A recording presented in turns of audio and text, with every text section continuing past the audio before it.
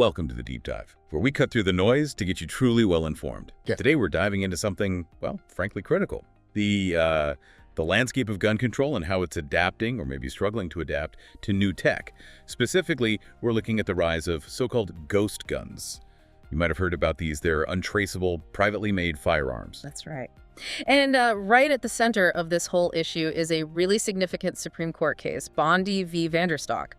It basically asks, can the Gun Control Act of 1968, which is, getting on a bit now, can it actually cover these modern weapon parts kits and unfinished frames? It's really a fascinating look at trying to fit old laws onto, well, completely new situations. Exactly. And our mission today, for you, is to really unpack this Supreme Court decision. We're going to break down the key points, the arguments on both sides, what the court actually said, and what it all means. And we'll do it using, everyday language. No getting bogged down in jargon. This is for you, the curious learner, wanting to grasp these big legal shifts. So, to really get a handle on this, we probably need to go back a bit, back to the beginning of the Gun Control Act itself. Can you maybe paint a picture for us? Why 1968? What was going on then? Absolutely. So 1968, it was a very turbulent time in the U.S.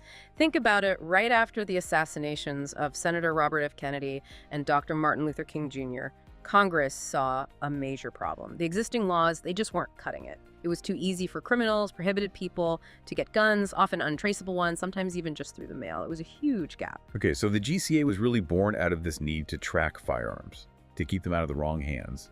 Closing those loopholes for untraceable weapons sounds like the core goal right from the start. Precisely. That was the driving force. And to do that, the GCA set up some key requirements, things like needing federal licenses for anyone importing, making, or selling guns, maintaining sales records, conducting background checks, and crucially, marking guns with serial numbers. Right, the serial numbers. Yeah, and those serve two main purposes. One, help keep guns away from people who shouldn't have them.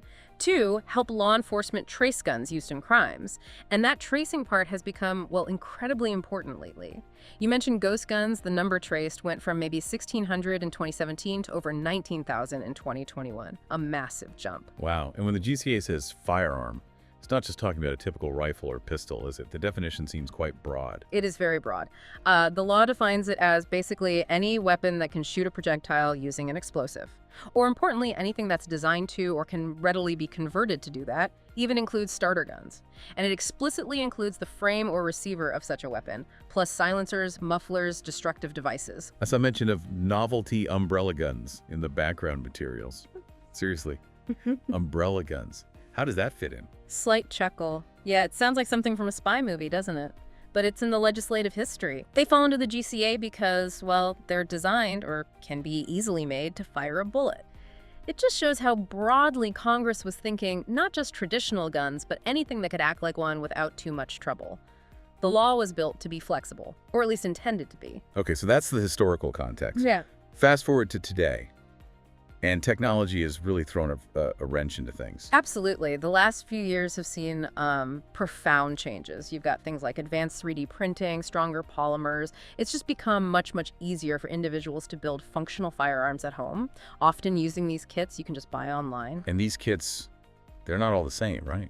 Not at all. Some kits, yeah, they require a lot of work. You need special tools, maybe some real know-how, but others, you can get a kit with basically everything you need for, say, a pistol, and someone with zero experience might be able to assemble it in like 20 minutes, half an hour, just using basic tools and watching a YouTube video. And the big appeal, especially for people who can't legally buy guns, is the claim some manufacturers make. Exactly. The claim is that these kits aren't legally firearms under the GCA. So if that's true, then no federal license needed to sell them, no background check for the buyer, no sales records kept, and crucially, no serial number. That's why they're called ghost guns. They're untraceable. And those numbers you mentioned earlier really drive home the scale of the problem. 1,600 traced in 2017, jumping to over 19,000 by 2021. And tracing them is described as almost entirely futile. That's a huge challenge for law enforcement. A massive challenge, which led the ATF, the Bureau of Alcohol, Tobacco, Firearms, and Explosives, to act. In 2022, they issued a new rule. Basically, they clarified their interpretation of the GCA. They said, look, the GCA does cover these weapon parts kits if they're designed to or may readily be completed, assembled, restored, or otherwise converted into a working gun. Readily converted. That phrase seems key. It is. And the rule also expanded the definition of frame or receiver. It now includes ones that are partially complete, disassembled, or non-functional if they can be readily completed, assembled, restored, or otherwise converted. And the ATF said they'd look at practical factors. How long does it take? How easy is it? What tools or expertise are needed? Are the necessary parts easily available? And wasn't there also a controversial part about looking beyond just the kit itself? Yes, that was definitely a point of contention. The rule allows the ATF to consider things associated with the kit or part, like templates, jigs, molds, tools, instructions, even marketing materials. Basically, how is this thing packaged and sold? What's its obvious intended use based on everything that comes with it or is used to sell it? Okay, so ATF issues this rule, trying to close the ghost gun loophole based on their reading of the old law. What happened next? Legal challenges, I assume? Immediately. Gun manufacturers, individuals involved in home gunsmithing, they filed suit. They brought what's called a facial challenge. That means they weren't just arguing the rule was wrong in some specific cases. They argued the rule was invalid, period. That the GCA cannot, under any circumstances, be read to cover these weapon parts kits or unfinished frames. Full stop. And how did that go in the lower courts? Initially, the challengers won. Both the district court and then the Fifth Circuit Court of Appeals agreed with them. They basically said, yep, the GCA only applies to finished guns and finished frames or receivers. Kits and unfinished parts are categorically out. The government obviously saw this as a huge blow. They argued it would gut the GCA, essentially reopen that door to untraceable firearms. So they appealed to the Supreme Court. All right, so this brings us to the Supreme Court. Let's really unpack their decision in Bondi v. Vanderstock. The core question for the majority seemed to be about that facial challenge, right?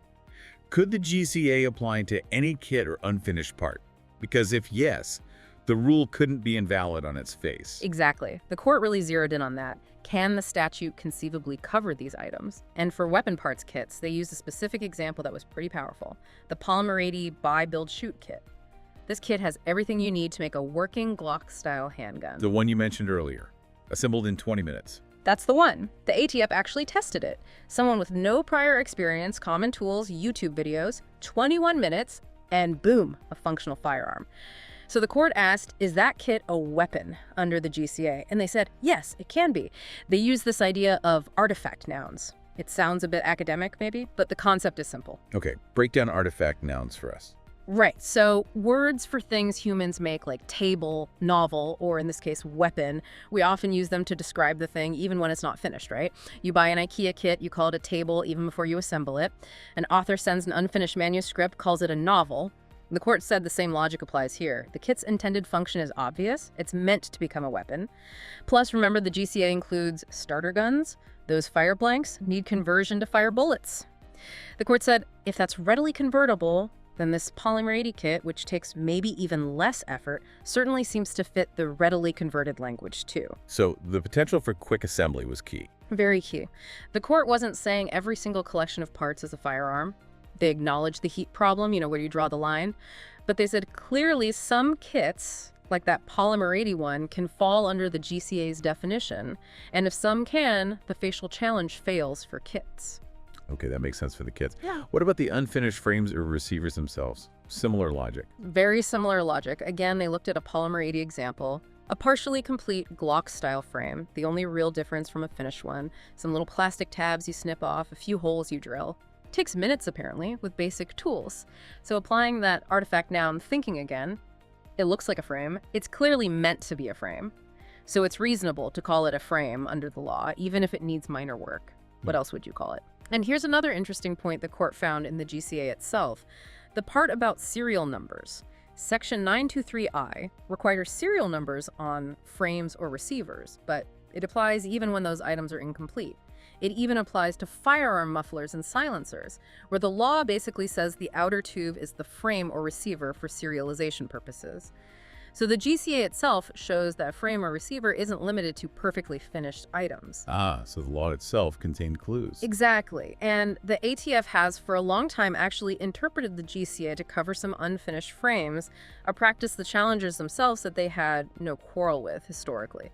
So again, the conclusion was maybe not every block of metal is a receiver, but some unfinished ones clearly can be under the law. So the facial challenge failed for unfinished frames too. Okay, so bottom line. The Supreme Court said the ATF's rule trying to regulate these kits and unfinished parts is not inherently impossible under the 1968 law.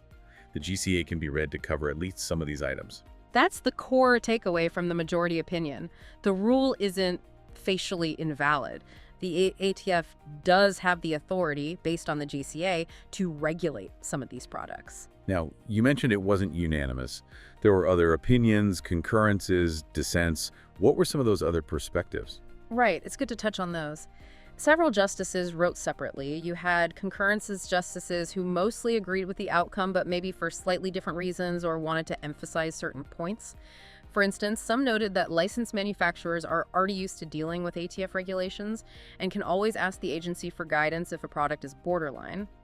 Others pointed out that criminal charges usually require proving someone acted willfully or knowingly broke the law, which should offer some protection to people acting in good faith. Okay, and the dissents. What was their main argument? The dissenting justices, primarily Thomas and Alito, felt the majority stretched the GCA's language too far. They argued this artifact noun approach was like a new invention for reading statutes and wasn't appropriate. They thought weapon and frame should mean finished items. They also expressed concern about potential staggering downstream effects. They even raised the possibility, which the majority pushed back on, that this logic could lead to AR-15s being classified as machine guns under a different law, the National Firearms Act. Wow, okay, that's a significant concern. It is, although the majority disagreed it was a realistic one based on this ruling.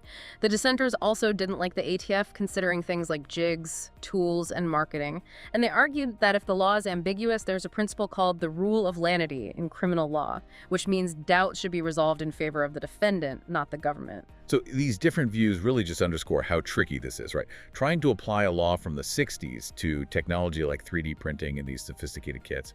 Absolutely. It's a classic legal problem. How do you interpret laws written before anyone could imagine today's technology? This case really throws that into sharp relief.